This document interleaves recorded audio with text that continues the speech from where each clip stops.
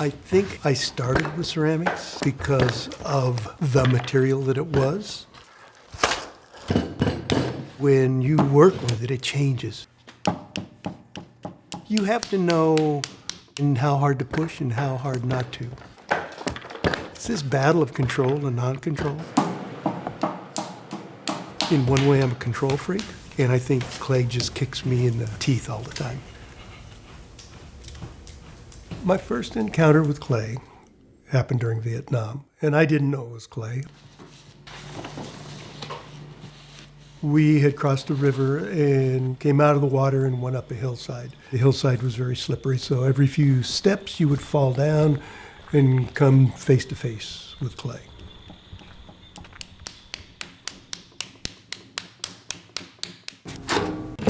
Nearly 50 years later, Thomas has fully embraced clay, and he uses it to tell the stories of where he's been. War tablets are a historical record of my time in Vietnam, but they're more than that. Because now I'm getting people to work on the other side. It goes up to the top. Oh, this is up. Yep. War is not just about soldiers, it's about civilians.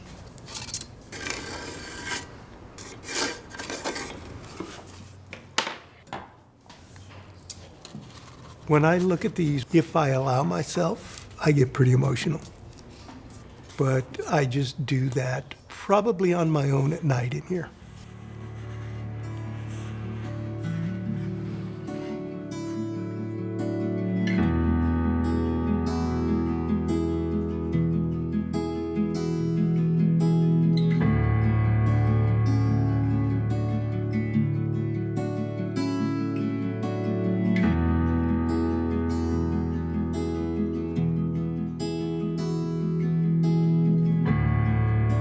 This image is of my medic, Doc, Bill Dorick. He set up his medicines and all the kids came over and he took care of their aches and pains. And we were moving out to our night position. We were ambushed. Just outside of this village.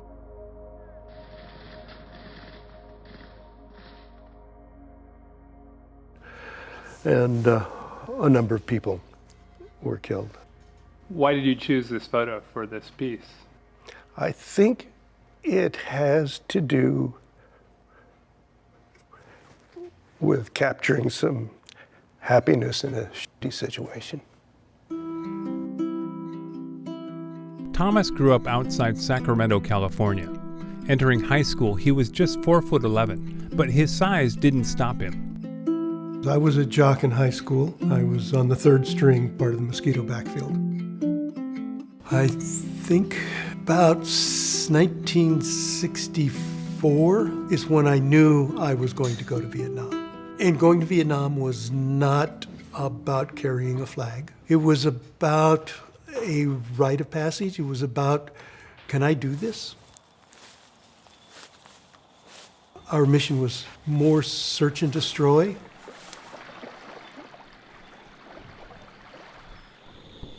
One day, we were out on patrol, and I was going to walk around and check the area. And I stepped on what is called a bouncing Betty. And it's a mine that explodes out of the ground initially, and then it blows up in the air, and it's designed to take your head off. And when the one I stepped on came out of the ground, it came out sideways. And I received multiple frag wounds from that. I was very lucky. We had a guy a month and a half earlier step on one and lost his head.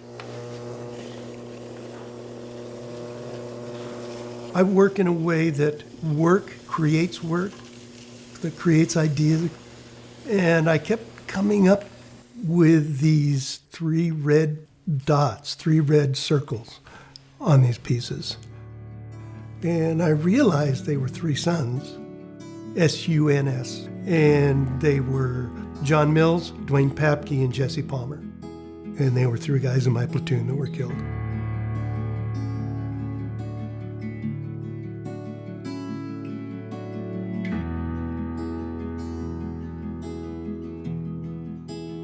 it's important to keep their memory alive, even to me.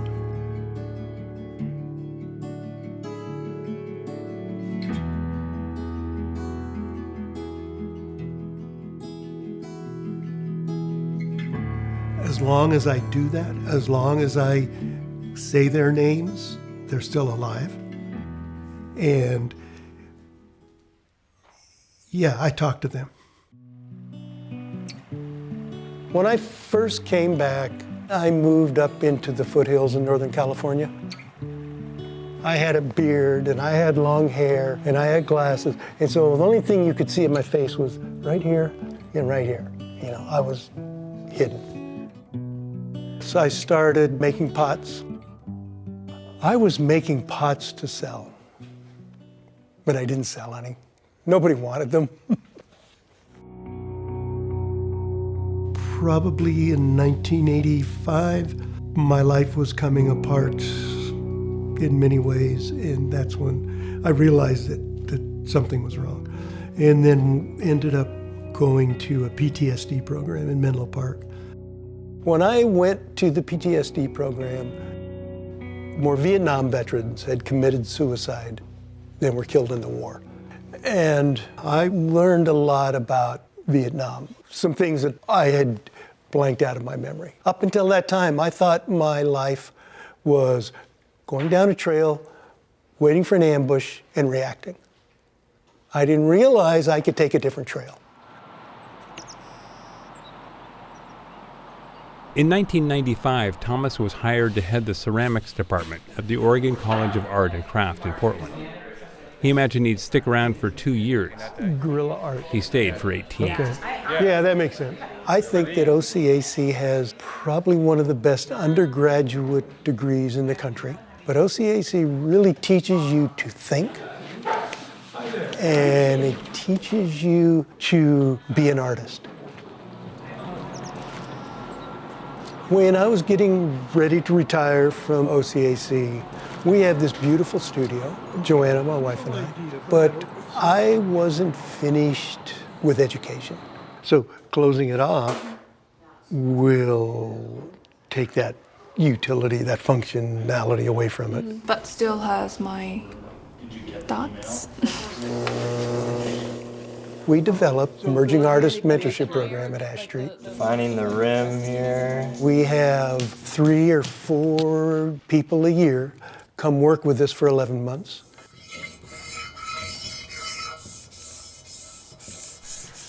I think of myself as an artist that happens to be a veteran. I don't think of myself as a veteran artist that only works in this vein. We all have wounds. They're just different wounds. And if you work with your wounds, and I work with mine, when I see your work, it touches me. Do you think about Vietnam? Do you mean how many times a day? Do I think about Vietnam? Yes, I think about Vietnam. There's no after Vietnam. It is. We live it.